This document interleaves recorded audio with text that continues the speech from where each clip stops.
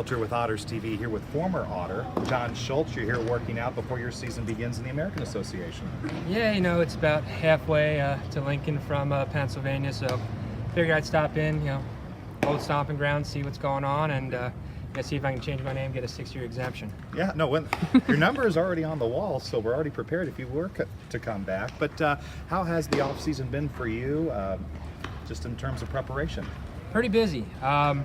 After the season, I was really convinced I was done. Started working 2 jobs. I ran a baseball academy outside of Philly, and then worked for a baseball bat company. And one day I just kind of woke up, and I actually texted Andy and was like, I'm not cut out for the real world. And he said, me neither. And we got on the phone, started making some moves, and yeah, next thing you know, I'm up in Lincoln. So yeah, looking forward to it. But yeah, training's been pretty tough the past few months, ever since I came back, and just really looking forward to getting out there. How did you help make a bat? I kind of oversaw production, just Okay. did a little bit of sales. I didn't actually physically turn bats. Okay, They didn't trust me with that process just yet, but no, I just oversaw everything, make sure everything went smoothly, and just try to get everything out as quickly as we could. Did it give you a greater appreciation though every time you broke a bat? Yeah. Working for a bat company? Yeah, well, you realize what, all the care and extra processes that it goes into making a bat, and you learn so much about not just the bats but baseball in general, and just the science of it, and how it can really help or hurt your swing if you have the wrong tool in your hand. So I know a couple of guys have been asking me about that throughout spring training, and been trying to help out everyone as much as I can. Yeah. So you're not coming back here, going to a new place. You've been here, a familiar face for so many years. What are some of the challenges going to a new team and a new league? Well, it's just different. Anytime there's a change, there's some sort of adjustment that you got to make. And, I've talked to a few guys that have been in that league, and it's a good league. It's definitely a step up from what I've been doing. And, you just kind of go in it the same way. I mean, it's still the same game of baseball. You just go in, you work hard, and, earn your spot. Just from what you've seen in your time in Evansville the last couple of weeks, a lot of new faces on the roster, having to replace guys like you, Josh Allen, Dane Phillips, all those kind of guys.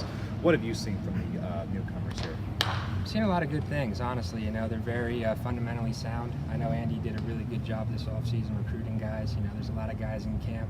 There's a lot of competition. So, with not too many guys coming back, there's always going to be that level of competition. But guys are really locked in. Guys are focused, and they're doing their job. So I know Andy's going to have a few tough decisions to make going into next week, but I think the future looks pretty bright. Try to keep these spring training interviews a little lighter than what we do in the regular season, so I have to ask you, because you're a Pitt guy, what was wrong with Pitt basketball this year? Do you know? Goodness. Did you follow them?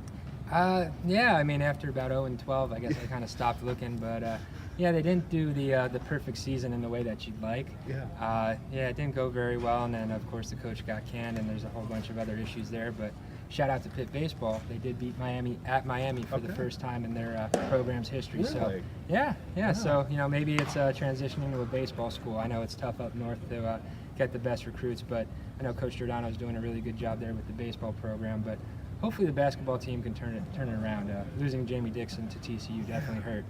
Well, and speaking of baseball, in college, do you still use things that you learned playing at Pitt? Oh, absolutely. The one thing that Pitt was really big on, coming in there was executing the fundamentals, doing the little things right, and having that foundation going into a professional, situation where you're not going to get as many opportunities to mess up. You have to be pretty crisp, pretty sound.